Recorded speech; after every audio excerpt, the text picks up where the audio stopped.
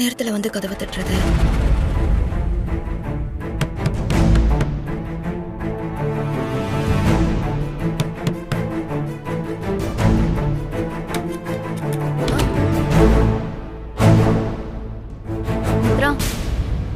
தன்சிகா, இந்த டைம்ல வந்திருக்கீங்க, ஏதாவது வேணுமா? வினய் தான் வேணும். என்ன? இல்ல, அது அவர் கூட கொஞ்சம் பேசணும். இந்த நேரத்துல என்ன பேசணும்? போயிட்டு காலையில வாங்க, பேசிக்கலாம். இல்ல மித்ரா, அது கொஞ்சம் பர்சனலான விஷயம். இப்பவே பேசி ஆகணும். வினய வர சொல்லுங்க மித்ரா. தன்சிகா, என்னாச்சு? என்ன விஷயம்? வினய், எனக்கு தனியா ரூம்ல தூங்குறதுக்கு ரொம்ப பயமா இருக்கு. ஏதா பிரச்சனையா? என் பிரச்சனை தான் உங்களுக்கு தெரியுமே வினய். தூங்குனா கெட்ட கெட்ட கனவா வருது. இப்பவே செத்து போயிடுவேங்கிற மாதிரி தோணுது. தனியா தூங்குறதுக்கு ரொம்ப பயமா இருக்கு Vinay. If you don't mind, கொஞ்சம் நான் தூங்குற வரைக்கும் என் ரூம்ல கம்பெனி கொடுக்க முடியுமா? ப்ளீஸ். இல்லனா பரவாயில்ல வினய், நான் அப்படியே தனியாவே. நான் அதுக்காக யோசிக்கல. ஃபுல்லெல்லாம் வேண்டாம் வினய், நான் தூங்குற வரைக்கும் இருந்தா போதும். அதுக்கப்புறம் நான் பாத்துக்கிறேன். இப்ப என்ன தன்சிகா, நீங்க தூங்குற வரைக்கும் உங்களுக்கு கம்பெனி கொடுக்கணும், அவ்வளவுதானே? அதுக்கு எதுக்கு வினய்? நான் வரேன், வாங்க போலாம். இல்ல இல்ல இல்ல, எனக்கு நீங்களாம் வர வேண்டாம். எனக்கு வினய் தான் வேணும். வினய் வரமாட்டாரு, அதான் நான் வரேன்னு சொல்றேன்ல. வாங்க போலாம். இல்ல மித்ரா, உங்களுக்கு என்னோட பிரச்சனை பத்தி எல்லாம் தெரியாது. என்னை இந்த உலகத்திலேயே முழுசா புரிஞ்சுக்கிட்ட ஒரே ஒரு ஆள் வினய் மட்டும்தான். அதனாலதான் வினயன் கூட வந்தா போதும் மித்ரா. வினய், நீங்க வருவீங்களா வரமாட்டீங்களா? சரி மித்ரா, நீ கொஞ்சம் ரெஸ்ட் எடு. ஏதோ பிரச்சனை போல, நான் போய் பேசிட்டு வரேன். வா போலாம். வினய்,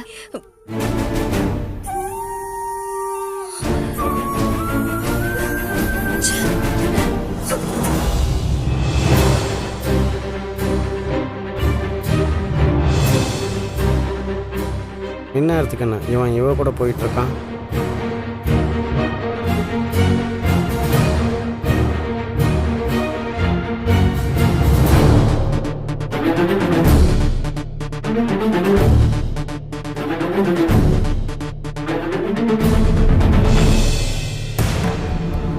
என்ன தன்சிகா, ஏன் ஒரு மாதிரி பார்த்துட்டு இருக்க? இல்ல வினய், உங்களுக்கு தெரியாதது ஒன்றும் இல்லை. எனக்கு 3 வயசு இருக்கும்போதே என் அம்மா என்னை விட்டு போயிட்டாங்க. தாய் பாசம்னா என்னன்னு எனக்கு தெரியாது. என்னை வளர்த்தது எல்லாமே எங்க அப்பா தான். நான் தாய் பாசம்னா என்னன்னு ஃபர்ஸ்ட் உன்கிட்ட தான் உணர்ந்தவனே. நீ மட்டும்தான் இந்த உலகத்துல என்ன முழுசா புரிஞ்சுக்கிட்ட. எப்படியோ கடவுள் புண்ணியத்துல கடைசி காலகட்டத்துல உன்கிட்ட வந்து சேர்ந்துட்டேன்.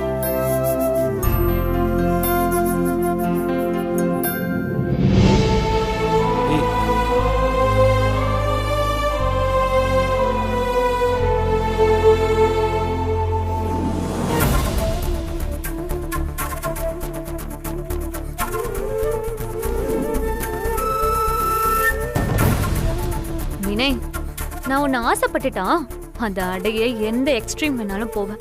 உன்னை அடையறதுக்காக நான் என்ன விலை வேணாலும் கொடுக்க தயாரா இருக்கேன். எது என்ன ஆனாலும் நீ எனக்கு மட்டும்தான் வினய்.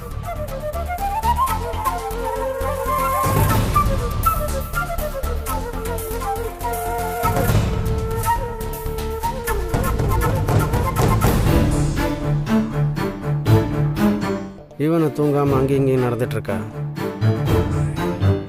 கம்பெனிக்கு போறாரா?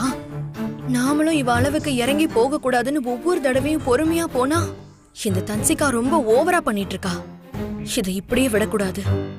நம்ம ஏதாவது அதிரடியா பண்ணியே ஆகணும். மித்ரா, சாரிம்மா, தண்ணி குடிக்க வந்த ரூம்ல லைட் எரிஞ்சிட்டு இருந்தது, அதான் வந்தேன். நீ தூங்காம என்ன பண்ணிட்டு இருக்க? என்னத்த மாமா சொல்றது? தூக்கம் வந்தா தானே. ஏன், என்னாச்சு? என்ன மாமா ஒன்னும் தெரியாத மாதிரி பேசுறீங்க? கொஞ்ச நேரத்துக்கு முன்னாடி இங்க என்ன நடந்ததுன்னு நீங்க பாத்துட்டு தானே இருந்தீங்க. என்னமா பண்றது, பாவம் சின்ன வயசு, வாழ வேண்டிய வயசு. அந்த பொண்ணுக்கு பார்த்தியா உடம்புல இப்படி ஒரு வியாதி. நினச்சி பார்க்கவே ரொம்ப கஷ்டமாக இருக்குமா. எனக்கே இவ்வளோ கஷ்டமாக இருக்குன்னா மாப்பிள்ளையை பற்றி நினச்சி பாரு. பழகுன பொண்ணு, ஃப்ரெண்டு வேற, அவளுக்கு இப்படி ஒரு வியாதின்னா எவ்வளோ கஷ்டமாக இருக்கும். மாமா போதும் ப்ளீஸ். ஏம்மா? இனி ஒரு வார்த்தை அந்த தன்சிகா பாவம்னு மட்டும் என்கிட்ட சொல்லாதீங்க. எனக்கு கடுப்பா இருக்கு. என்னம்மா பாவம்மா அந்த பொண்ணு, அவள் பிரெயின் டியூமரால் கஷ்டப்பட்டுட்டு இருக்கா, அவளை போய் இப்படி சொல்கிறிய? ஷோ மாமா, நீங்களும் அவ நாடகத்தை நம்பிட்டு இருக்கீங்க. அவளுக்கு பிரெயின் டியூமர்லாம் இல்ல, அவ நடிக்கிறா மாமா. என்னம்மா சொல்கிற? அவளுக்கு பிரெயின் டியூமர் இல்லையா, நடிக்கிறாளா? ஆமா மாமா, இவ்ளோ நாள் அவ வினய் கிட்ட இத சொல்லிதான் ஏமாத்திக்கிட்டு இருக்கா. இப்படி சொன்னதுனாலதான் வினய் அவ சொல்றதெல்லாம் செய்யறாரு. அதான் மாமா அவளோட நோக்கமே. என்னம்மா சொல்கிற? எனக்கு ஒன்றும் புரியலையே. ஏன்னா இப்போ கூட கொஞ்ச நேரத்துக்கு முன்னாடி டாக்டர் வந்து செக் பண்ணிட்டு அவர் ரொம்ப கிரிட்டிக்கலாக இருக்கா, பத்திரமா பார்த்துக்கோங்கன்னு சொல்லிட்டு போனாங்களே. ஐயோ மாமா, அது எல்லாமே அவ செட்டப் தான். அவ நடிக்கிறா மாமா. அவளோட மோட்டிவ் எல்லாமே வினயை என்கிட்ட இருந்து எப்படி பிரிக்கலாம் தான் இருக்கு. இப்ப கூட பாருங்க, வினய் என் கூட தங்க கூடாதுன்னு ஏதேதோ கதை சொல்லி அவ கூட கூட்டிட்டு போயிட்டா. சாவோட விளிம்புல இருக்கிற யாரோ இன்னொருத்தர் மேல பழி போடணும்னு, வாழ்க்கையை கெடுக்கணும்னு நினைக்கவே மாட்டாங்க. ஆனா இவ என் மேல தப்பு தப்பா பழி சொல்லி எனக்கு கெட்ட பேர் உண்டாக்கணும்னு நினைக்கிறா. அதனாலதான் சொல்றேன், அவ நடிச்சிட்டு இருக்கா மாமா. நடிக்கிறாளா? என்னம்மா சொல்கிற? ஆமா மாமா, இது ஒண்ணும் முத தடவை இல்ல.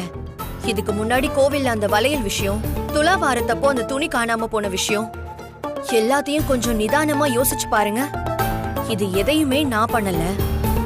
வேற யார் பண்ணிருப்பான்னு நீங்க நினைக்கிறீங்க? அது தன்சிகாவே தான். அவ என்ன வினய் கிட்ட மாட்டி விட்டு கெட்ட பேரு வாங்கி கொடுக்கணும் தான் இதெல்லாம் பக்காவா பிளான் பண்ணி பண்ணிருக்கா மாமா. என்னம்மா இது, நீ சொல்கிறத கேட்டால் எனக்கு ஒரே குழப்பமாக இருக்க.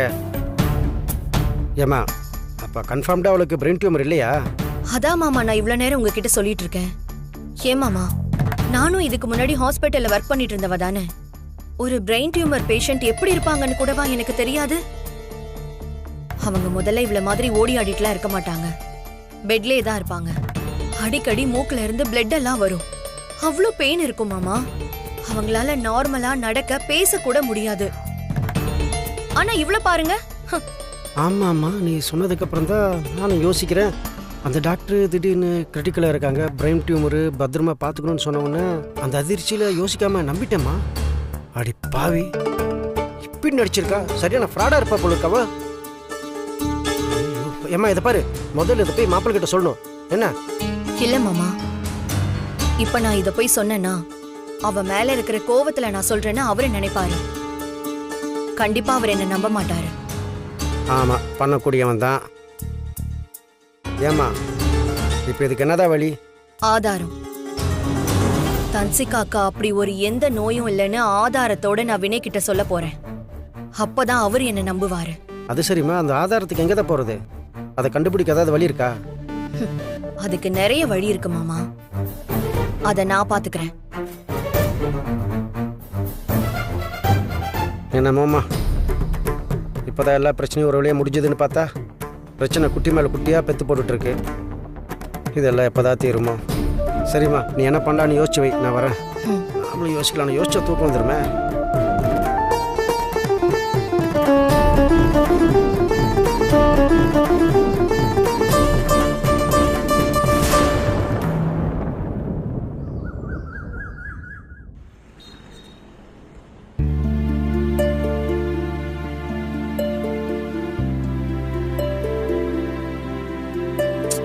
டே விக்ரம், ஸ்கூல் முடிஞ்சு இன்னும் வீட்டுக்கு கூட போல, அதுக்குள்ள போன் நோண்ட ஆரம்பிச்சிட்டியா? என்ன அடி வேணுமா உனக்கு? மம்மி, நான் லெவல் 4ஓட வச்சிட்டேன் மம்மி. இன்னும் ஒரே ஒரு லெவல் தான் இருக்கு. கேமை முடிச்சிருவேன் மம்மி. ஒழுங்கா போன் ஆஃப் பண்ணி வச்சுட்டு அமைதியா வா. மம்மியை டென்ஷன் ஆக்காத சொல்லிட்டேன். ஐயோ மம்மி, இதுக்கு போய் ஏன் கத்துற? ஆமா, இனி நீ என் போன்ல கேம் அது இதுன்னு விளையாடுன அவ்வளவுதான் சொல்லிட்டேன். சரி சரி, கூல்.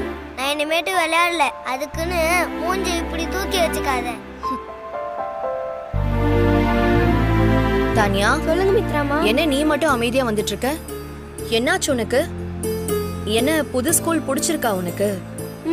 ரொம்ப பிடிச்சிருக்கு மித்ராமா. அப்புறம் ஸ்கூல் எல்லாம் இன்னைக்கு எப்படி போச்சு? ஸ்கூல் எங்கேயும் போல மம்மி, நம்ம தான் ஸ்கூலுக்கு போயிட்டு வரோம். ம், ஐயோ மம்மி, இருப்பியும் டென்ஷன் ஆகாத. ஐயோ விக்ரம், வர வர உனக்கு கொழுப்பு அதிகமாயிடுச்சுல்ல?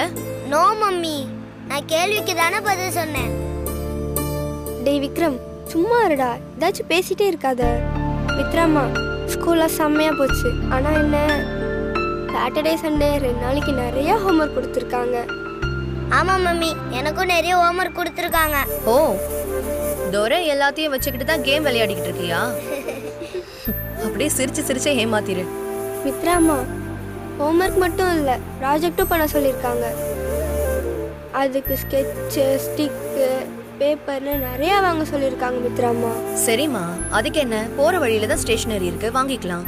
ஓகே மித்ராமா. மம்மி, அப்படியே எனக்கும் ஜாமெண்ட்ரி பாக்ஸ், ஸ்கெட்ச் எல்லாம் வாங்கணும்.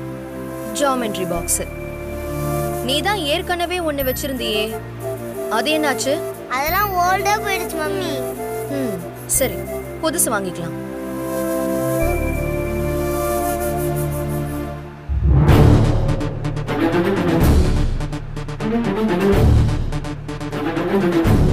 யாரு?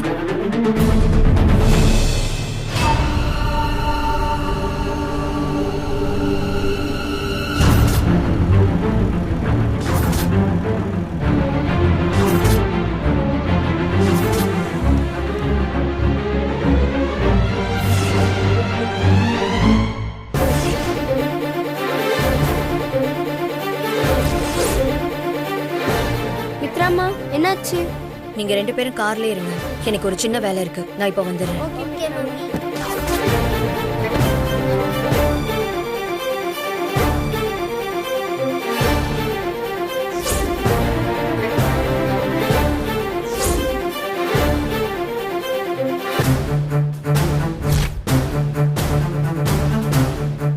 ஐயோ, இவங்க அந்த தன்ஷிகாமா வீட்ல இருந்த பொண்ணாச்சே, இவங்க கிட்ட மட்டும் மாட்டணும், அவ்வளவுதான்.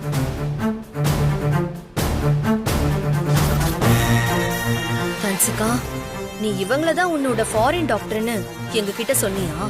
இன்னைக்கு இருக்குடி உனக்கு, உன் சாயத்தை நான் இன்னைக்கு வெளுத்து காட்டுறேன்.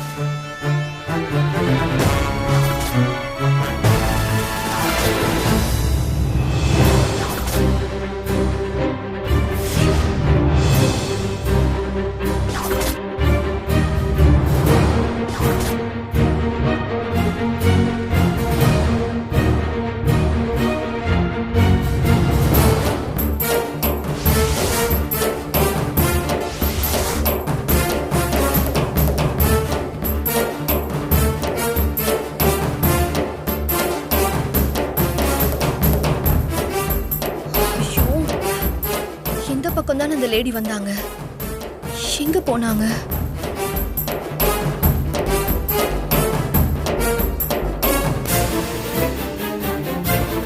நல்ல வேலை, தப்பிச்சிட்டோம்.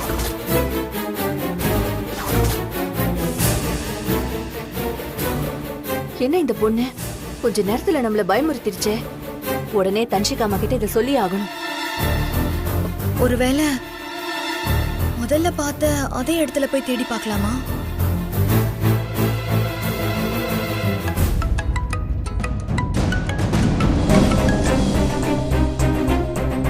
ஹலோ அம்மா, சொல்லுங்க டாக்டர், என்ன விஷயம்? அம்மா, இங்க ஒரு ஆபத்துல மாட்டிக்க பார்த்தமா நானு. ஆபத்தா? என்ன சொல்றீங்க? ஆமாமா, அன்னைக்கு உங்க வீட்ல ஒரு பொண்ணு கையில பேக்கோட நின்னுச்சுல. ஆமா, மித்ரா.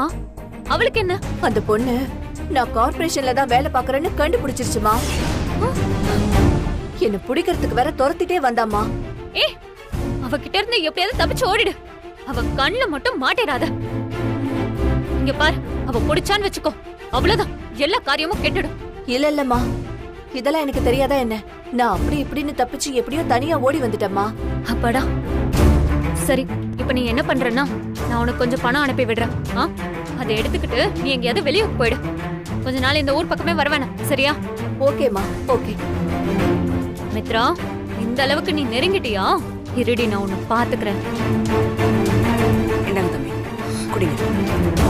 ஏங்க சொல்லுமா. கொஞ்ச நேரத்துக்கு முன்னாடி இங்க இருந்தாங்கல்ல, அவங்க இப்ப எங்க இருப்பாங்க? யாரம்மா கேக்குற? யார் அவங்க? அவங்க பேர் என்னம்மா? ஆ, ஆ கமலக்கண்ணி. கமலக்கண்ணியா? அப்படி யாரும் இங்க இல்லையே. ஏமா, நீ வேற யாரையோ தேடுறன்னு நினைக்கிறேன். சரிங்க.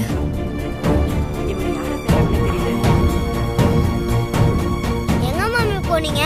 என்ன ஆச்சு?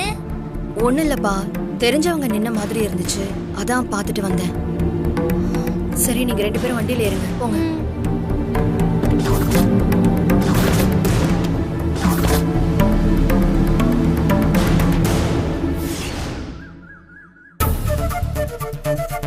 உண்மையாவாமா?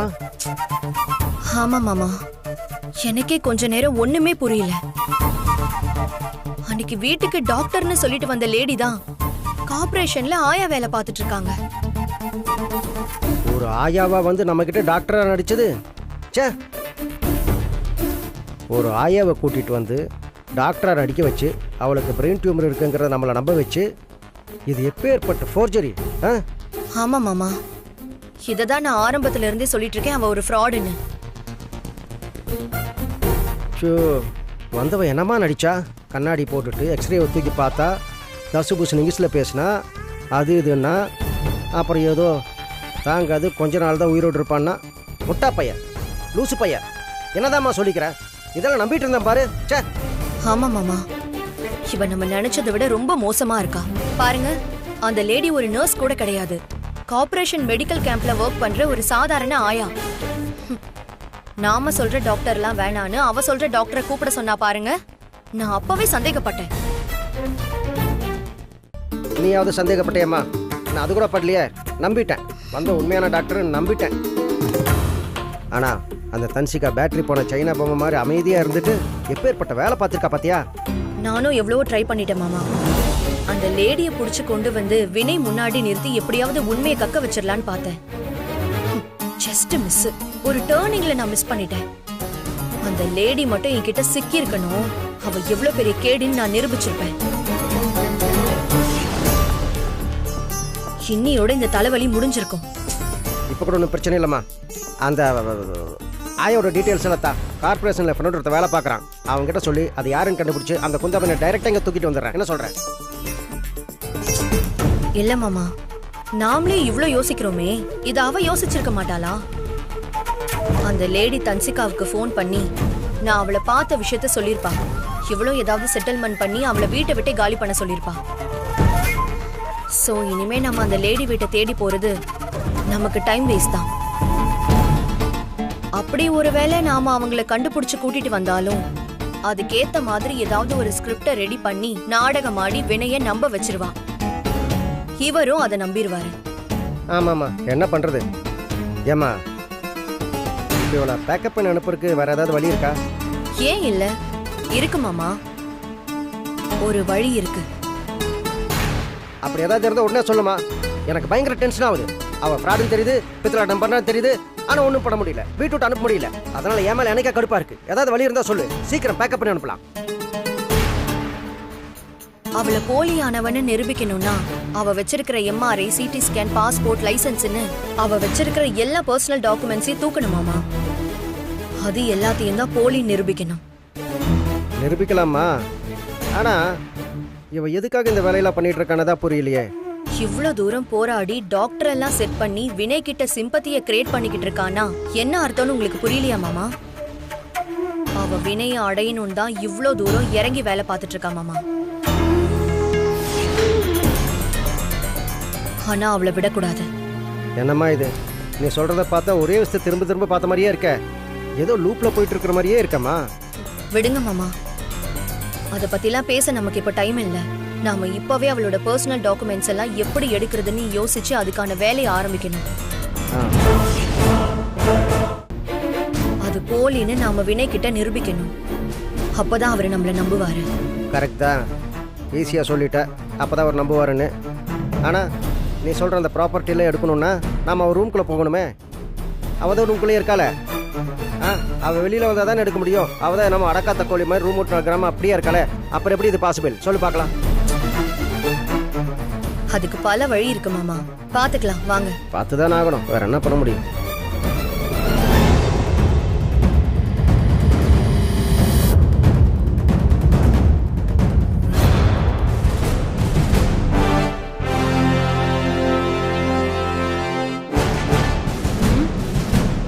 மித்ரா, நான் கூட உன்னை சாதாரணமா தான் எடை போட்டுட்டேன் போல. நானே பெரிய கேடி, ஆனா நீ என்ன விட பெரிய கேடியா இருக்க போல இருக்கே. எப்படி எப்படி என் ரூம்குள்ள வந்து எனக்கு தெரியாம என் ரிப்போர்ட் காப்பீஸ்லாம் எடுத்து வினய் கிட்ட உண்மையாவே நான் யாருன்னு நிரூபிக்க போறியா?